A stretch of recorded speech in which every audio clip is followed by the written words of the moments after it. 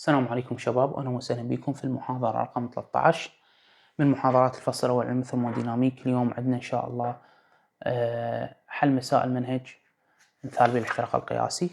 راح نحل مثال 5 وتمرين 5، بعدها نكمل مثال بالاحتراق القياسي، وبعدنا ما مخلصين عندنا قانونين بسيطة ونحل عليها كم سؤال.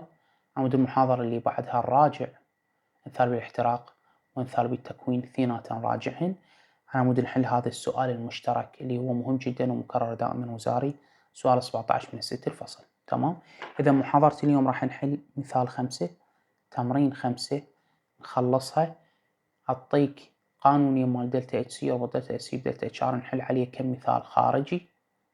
المحاضرة اللي بعدها نراجع مثال بالاحتراق ومثال بالتفاعل القياسي، اثنيناتهم نراجعهن بصورة كاملة على مود نحل السؤال المشترك اللي بيناتهن اللي مكرر أكثر من مرة وزاري.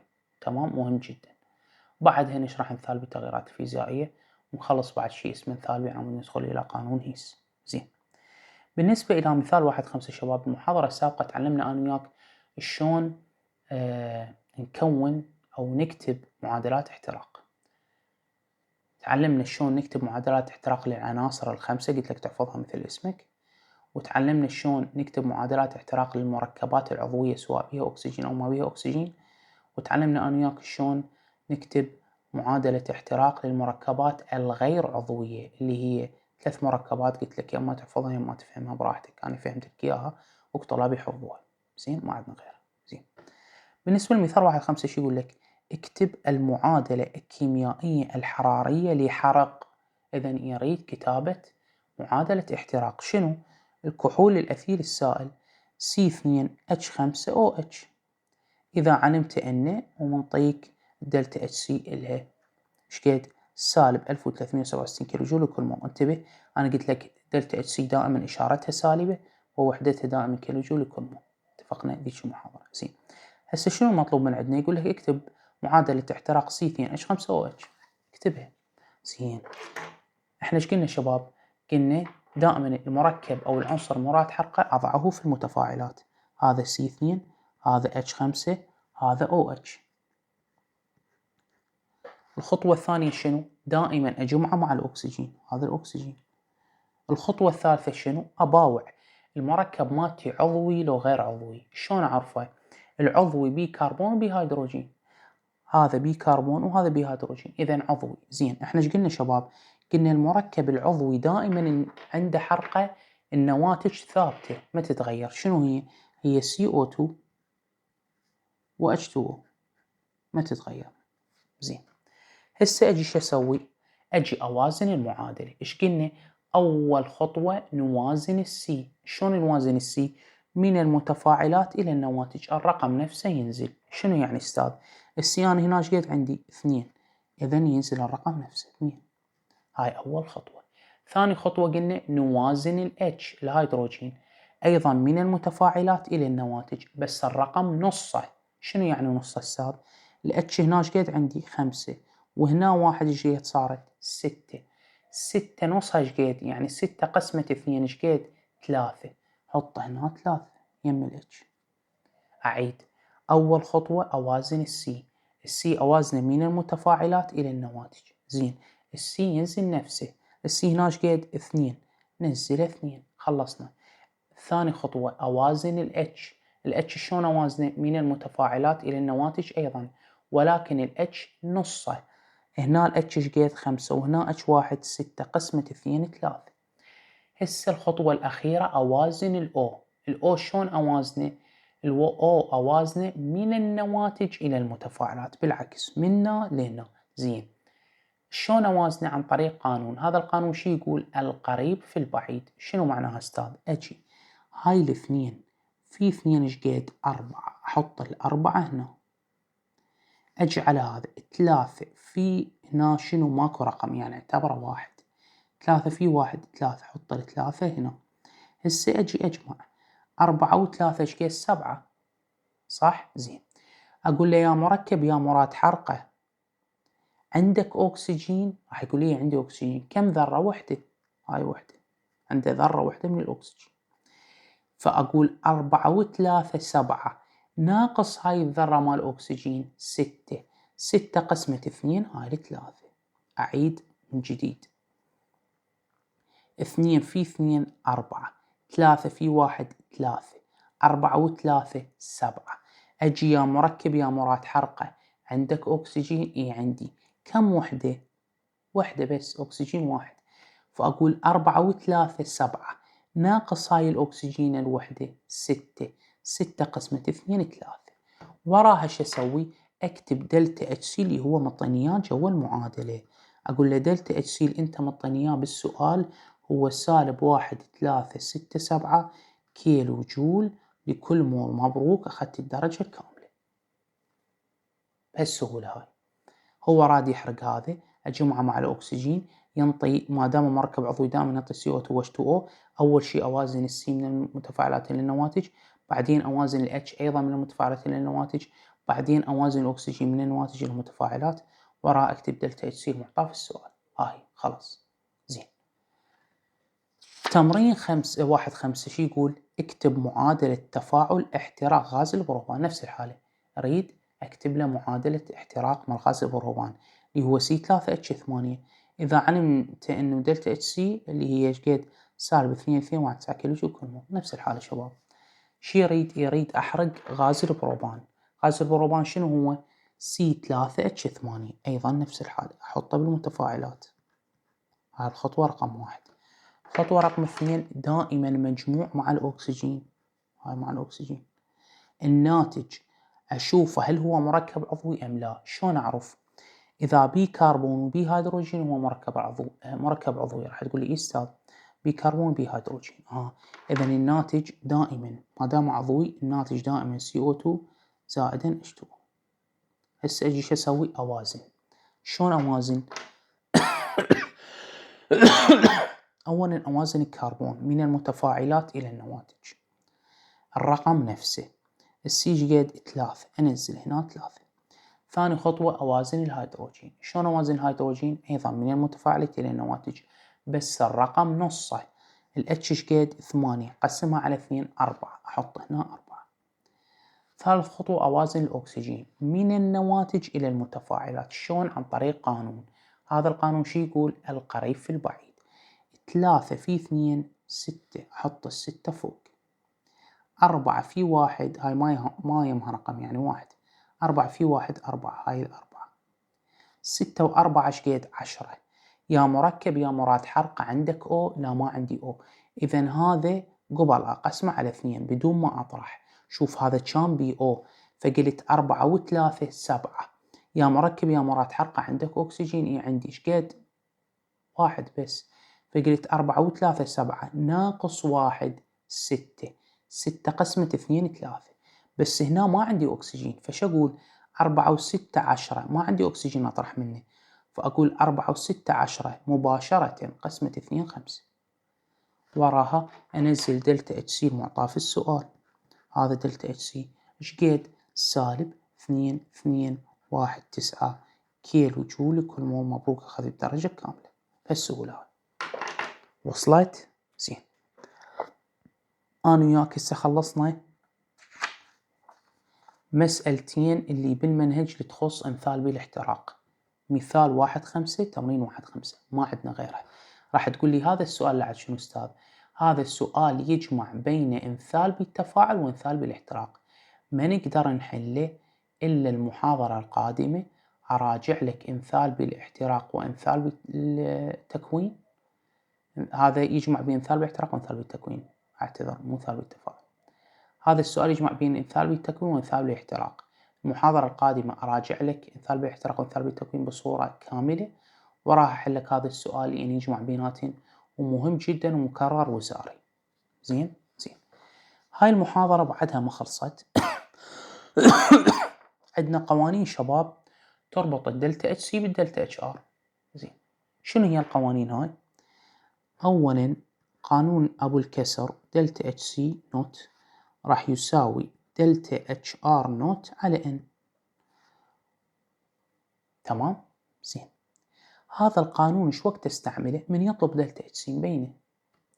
راح يعطينا دلتا اتش ار ويطلب دلتا اتش سي، فقانون دلتا اتش سي نوت يساوي دلتا اتش ار نوت على ان شو وقت استعمله من دلتا اتش سي مطلوب. تمام. هذا القانون. شنو الملاحظات العالية؟ شنو الملاحظات العالية؟ أولا، ما هي الN؟ ما هي الN؟ الN هي عدد مولات المادة المحترقة. استاذ شلون انا اعرف هاي المادة محترقة؟ احنا ايش قلنا شباب؟ قلنا المادة المحترقة هي دائما تكون بالمتفاعلات قبل الاكسجين. يعني انا من اقول لك شوف لي هاي المعادلة منو المادة المحترقة، تعوف لي النواتج متبوع عليها، تروح لي على المتفاعلات تعوف الاكسجين متبوع عليها، اذا النواتج راحت والاكسجين راح، منو بقى؟ هاي. اذا هاي المادة المراد حرقها. ايش قد مولاتها؟ ما يمها رقم 1، اذا الN 1. اجي نفس الحالة على هاي المعادلة. هاي المعادلة منو المادة المحترقة؟ قلنا المادة المحترقة دائما بالمتفاعلات، فما باوع على النواتج، وايضا ما باوع على الاكسجين. اذا منو بقالي؟ بقالي C3H8. C3H8 ايش قد مولاتها؟ ما يمها رقم 1، اذا الN 1. زين، راح اعطيك هاي المعادلة ايضا. شوف مثلا 3H2 زائدا O2 ينطيني H2. أنا بعدني ما موازنها، بس أنا دا أعطيك مثال. أجي منو المادة المحترقة؟ المادة المحترقة دائما بالمتفاعلات، فما باوع على هذا ولا أباوع على الأكسجين، هو قبل الأكسجين. فهذا المادة المحترقة 3H2 ايش قد مولاتها؟ 3، إذا الN 3. وصلت؟ إذا ما هو الN؟ الN هو عدد مولات المادة المحترقة. زين، ثاني شغلة أريد أعطيك إياها على هذا القانون. ثاني شغلة، وحدات الدلتا اتش سي الوحدة مالتها هي دائما كيلو جول لكل مول، دائما. هاي الملاحظة الثانية اللي أريد أقول لك عليها. زين، الملاحظة الثالثة اللي أريد أقول لك عليها، نقسم المعادلة المعطاة على n. يلا استعمل القانون. شنو معناها أستاذ؟ ما راح نحل السؤال تعرف هاي الملاحظة، بس أنا أريدك تسجلها وياي بالدفتر. شنو خطوات حل السؤال إذا استعملنا هذا القانون؟ أبو الكسر، شنو خطوات الحل؟ أولا، هذا القانون شو وقت استعمله؟ من دلتا اتش سي مجهول هو يريده. زين، أول خطوة للحل استخرج الN. شنو هي الN؟ الN هي عدد مولات المادة المحترقة. شلون أعرف المادة المحترقة؟ أغطي النواتج وأغطي الأكسجين، راح يبقى لي شغلة هي المادة المحترقة بالمتفاعلات. إيش قد مولاتها؟ هي الN. ثاني خطوة، أقسم المعادلة المعطاة على N. ثالث خطوة، أطبق القانون. ورا ما أطبق القانون راح يطلع لي رقم الناتج مالته كيلو جول لكل مول دائما. استاذ اعطيني سؤال، سجل يمك. هذا السؤال طبعا اثرائي خارجي، ما موجود بالمنهج، بس انا لازم اعطيك اياه على مود تعرف شلون تحل. تمام. المعادلة هاي تقول 3C2H4 زائد 9O2 ينطيني 6CO2 زائد 6H2. زين، هاي المعادلة الدلتا اتش ار إلها مطيك إياه 900 كيلو جول. تمام. شنو المطلوب؟ شو يريد مني؟ قال لك جد دلتا اتش سي نوت، طلع لي إياها. هذا السؤال. طاك هاي المعادلة، تمام. الطاق دلتا اتش ار إلها 900 كيلو جول، تمام. قال لك جد دلتا اتش سي نوت. سؤال بي دلتا اتش سي ودلتا اتش ار، إذا نستعمل هذا القانون. هذا القانون مش وقت يستعمل؟ عندما تكون دلتا اتش سي مجهولة هو يريده. تمام. شنو خطوات حل هذا السؤال إذا استعملنا هذا القانون ما كسر؟ قلنا أول خطوة استخرج الN. زين، شلون استخرج الN هنا منو؟ قلنا الN هنا هي عدد مولات المادة المحترقة. شلون أعرف عدد مولات المادة المحترقة؟ أغطي النواتج وأغطي الأو، يبقى لي هذا بس. إيش قد مولاته؟ 3، إذا الN 3. هاي أول خطوة. ثاني خطوة شو أسوي؟ ثاني خطوة أقسم المعادلة على الN، قسمها، يعني هاي المعادلة أقسمها على 3. ليش أقسمها على 3؟ لأن الN 3. شلون عرفت الN 3؟ أغطي إن هاي دلتا اتش سي نوت، أريد أعرف المادة المحترقة إيش قد مولاتها، أغطي النواتج وأغطي الأو، شو يبقى لي؟ يبقى لي هذا إيش قد مولاتها 3، إذن N 3. هاي الخطوة رقم 1. الخطوة رقم 2 شو أسوي؟ أقسم المعادلة على N، قسم لي إياها 3 C2H4 قسمة N اللي هي 3، فهذه 3 راح تروح ويا 3، راح يبقى لي C2H4 زائد 9 O2 قسمة 3، 9 قسمة 3 راح يبقى لي 3 O2 ينطيني 6 CO2 قسمة 3 2، 6 قسمة 3 2 CO2 زائد 6 H2O قسمة 2 ايش قد؟ قسمة 3، أنا شلبت بالاثنين، قسمة الN 3، 6 H2O قسمة 3 ايش قد؟ 2، هاي 2 H2O. إذن الخطوة الأولى استخرج الN. شلون استخرج الN؟ كنا نغطي النواتج ونغطي الأكسجين، أباوع المركب البقى عندي هذا، ايش قد الرقم اللي يم 3؟ إذن الN 3. الخطوة رقم 2 أقسم المعادلة المعطاة على N. الخطوة رقم 3 استعمل القانون. قانون راح يقول دلتا اتش سي نوت راح يساوي دلتا اتش ار نوت على N. زين، دلتا اتش سي نوت راح يساوي خط كسر الدلتا اتش ار نوت ايش قد معطاه؟ 900، هاي 900 على N. ايش قد الN شباب؟ الN 3، صح لو لا؟ زين، طبعا هاي سالب هاي الناتج سالب، هاي سالب 900 وليس موجب 900. زين، فدلتا اتش سي نوت يساوي سالب 900 قسمة 3، ايش قد راح يصير؟ 9 قسمة 3 ايش قد؟ 3، راح يصير سالب 300، والوحدات قلنا شنو دائما؟ كيلو جول كل مول. هاي بهالسهولة. إذن راح يجينا صيغة السؤال شنو؟ راح يعطينا معادلة، يعطينا إلها دلتا اتش ار نوت معلومة، ويطلب من عندنا دلتا اتش سي نوت. زين، إذن راح نستعمل هذا القانون أبو الكسر، من الدلتا اتش سي نوت مجهول، دلتا اتش ار نوت معلوم، نستعمل هذا القانون. زين، شنو خطوات حل هذا القانون أبو الكسر؟ أول خطوة استخرج الN. شلون استخرج الN؟ أغطي النواتج وأغطي الأكسجين، المركب الباقي أباوع مولاته ايش قد؟ 3، إذن هاي 3. الخطوة رقم 2 أقسم المعادلة المعطاة على N اللي هو 3، قسمته. ثالث خطوة استعمل القانون، دلتا اتش سي نوت تساوي دلتا اتش ار نوت على N، دلتا اتش سي نوت يساوي دلتا اتش ار نوت معطاة سالب 900، انزله، قسمة 3 اللي هي الN، 900 قسمة 3 سالب 300، تنسى السالب، قلنا الدلتا اتش سي نوت دائما إشارتها سالبة، تمام؟ فهاي سالب 300. شنو قلنا؟ الوحدات دائما كيلو جول لكل مول. هذا أول قانون. عندنا قانون آخر شباب اسمه دلتا اتش ار نوت. شو اسمه؟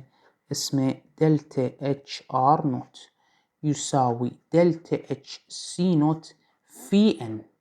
هذا هو القانون رقم 2. شباب هذا القانون شو وقت استعمله؟ مبين من دلتا اتش ار نوت مجهول وينطيك دلتا اتش سي نوت. هذا القانون ابو كسر شو وقت استعمله؟ من دلتا اتش سي نوت مجهول ومعطيك دلتا اتش ار نوت. شوف، اذا قانونين. زين، شنو الملاحظات على هذا القانون؟ ما عندي اي ملاحظات شباب. الN هو نفس الN، هو عدد مولات المادة المحترقة. زين، الدلتا اتش سي هو راح ينطيك اياه بالسؤال. زين، هنا ما يحتاج نقسم المعادلة على الN، نقسم المعادلة على الN فقط إذا استعملنا القانون أبو الكسر. إذا شنو خطوات حل هذا القانون؟ أول خطوة نفس الحالة، استخرج الN. ثاني خطوة طبق القانون. شوف، ما يحتاج تقسم بهالسهولة هاي. ثالث خطوة الرقم اللي يطلع لك وحداته يا أما كيلو جول لكل مول يا أما كيلو جول. شنو معناها شباب؟ الدلتا اتش ار نوت أخذنا المحاضرة السابقة وفهمتك بالمحاضرة مال انثالبي التكوين القياسي، قلنا الدلتا اتش ار نوت إلها وحدتين، يا أما كيلو جول لكل مول يا أما كيلو جول. شلون أعرف؟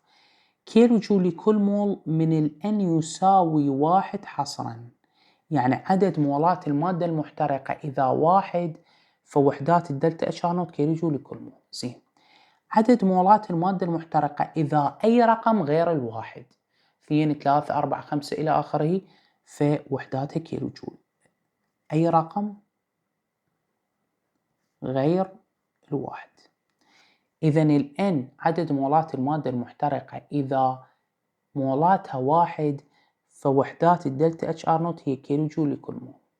زين، ال N إذا يعني عدد مولات المادة المحترقة أي رقم غير الواحد 2 3 4 إلى آخره فوحدات الدلتا اتش ار نوت هي كيلو جول فقط. أستاذ اعطيني سؤال عمود أفتهم أكثر. شوف هذا السؤال شي يقول C2H4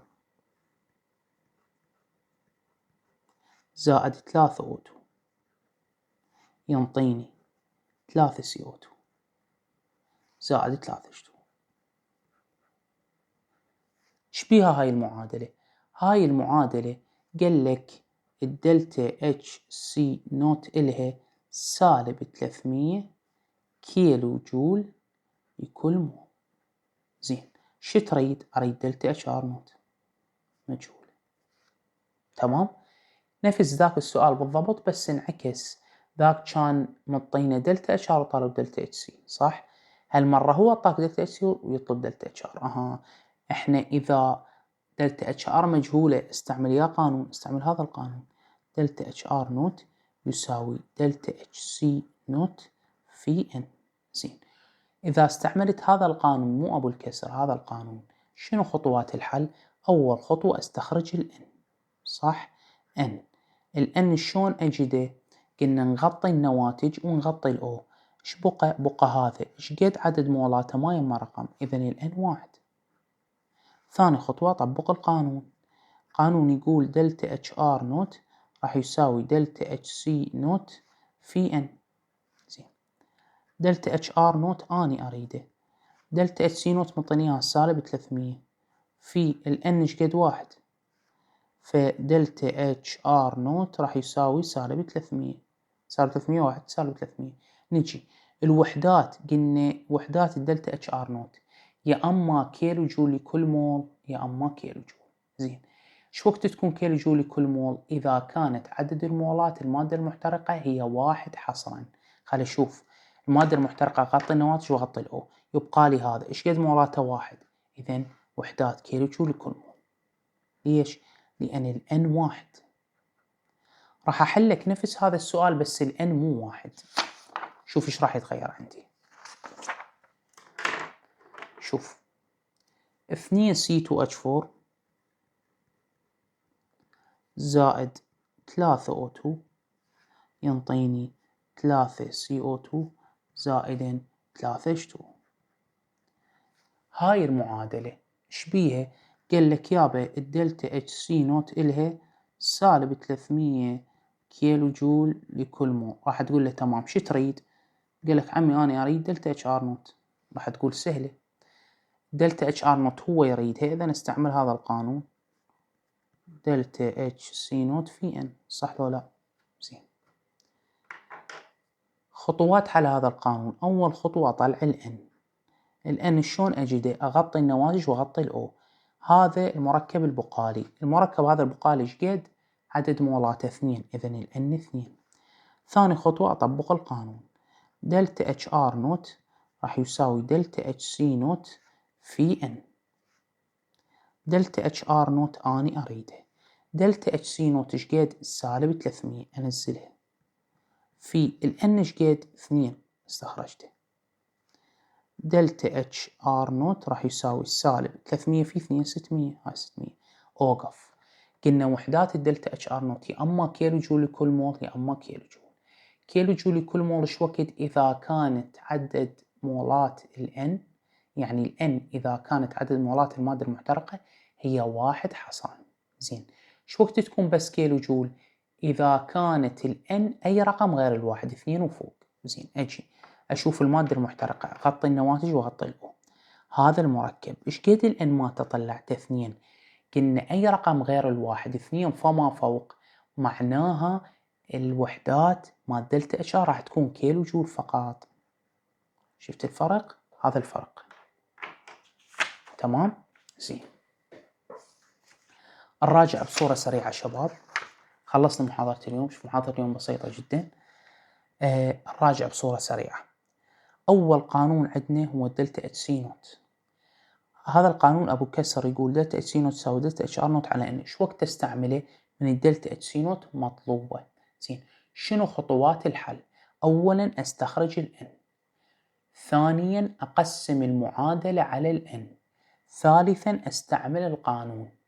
رابعا الناتج اللي يطلع لي وحدات كيلو جول لكل مول دائما.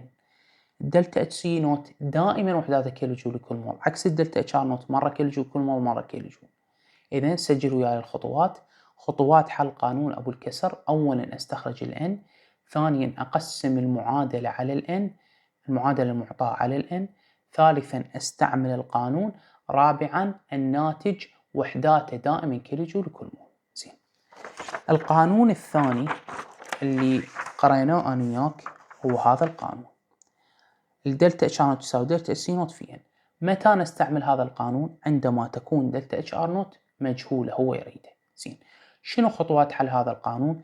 أولا نجد الان. ثانيا نستعمل القانون. ثالثا الناتج المعطى. يا أما وحداته، الناتج المعطى شنو؟ الناتج اللي طلعناه يا أما وحداته كيلو جول لكل مول يا أما كيلو جول. زين. إيش وقت يكون كيلو جول لكل مول؟ عندما يكون قيمة الN 1 حصرا، لا أكثر ولا أقل. زين. إذا كانت أي رقم غير الواحد 2 إلى آخره فوحداته كيلو جول. وحلينا أنا وياك هذا السؤال. شفنا هو منطق دلتا اتش سي ويريد دلتا اتش ار، إذا نستعمل هذا القانون. شنو خطوات الحل؟ أولا أجد الN. شلون أجد الN؟ أغطي النواتج وأغطي الأو، يبقى لي هذا ايش قد مولاته 1، إذا الN 1. ثاني خطوة أطبق القانون، طبقت القانون. ثالث خطوة الناتج اللي يطلع لي وحداته اما كيلو جول لكل مول يا اما كيلو جول. اشوف اذا الان كان 1 حصرا اي 1 حصرا، اذا كيلو جول لكل مول. حليت لك نفس هذا السؤال بس الان مو 1. شوف تغيرت الوحدات. نفس الحالة منطق دلتا اس يوري دلتا اتش ار، استعمل هذا القانون. شنو خطوات الحل؟ اولا اطلع الان. شلون اطلع الان؟ اغطي النواتج والاو. إن هذا المادة المحترقة ايش قد مولاتها 2، اذا الان 2. خلصنا منها. زين. ثاني خطوة أطبق القانون، طبقت القانون. ثالث خطوة الرقم المعطيني اللي يطلع عنه نتيجة هاي الضرب، يا أما كيلو جول لكل مول يا أما كيلو جول. كيلو جول لكل مول إذا كان الN 1، بس أنا الN مو 1. قلنا الN إذا أي رقم غير الواحد في الوحدات فقط كيلو جول، هاي فقط كيلو جول. تمام؟ أنهينا محاضرة اليوم شباب. حلينا سؤالين من مسائل المنهج اللي هي مثال 5 وتمرين 5. زين. أخذنا قانونين جديدة اللي تربط بين الدلتا اتش سي وبين الدلتا اتش ار. عندك القانون الأول دلتا اتش سي نوت تساوي دلتا اتش ار نوت على ان، نستعمل إذا كان الدلتا اتش سي نوت مجهول. عندك القانون الثاني يقول دلتا اتش ار نوت يساوي دلتا اتش سي نوت في ان، هذا نستعمله إذا كان الدلتا اتش ار نوت هو المجهول. وكل قانون بخطوات حل أنا قريناها سوا، وقلنا دائما الدلتا اتش سي نوت وحداته كيلو جول لكل مول، والدلتا اتش ار نوت يا اما كيلو جول يا اما كيلو جول لكل مول. كل واحد عرفنا ايش وقت تكون وحداته هيج. ما اتوقع بقالنا شيء ذكرناه. ننهي محاضرة اليوم شباب. المحاضرة القادمة جدا جدا جدا مهمة. ليش؟ لأن راح أراجع بيها امثال بالتكوين القياسي وامثال بالاحتراق القياسي بتأني.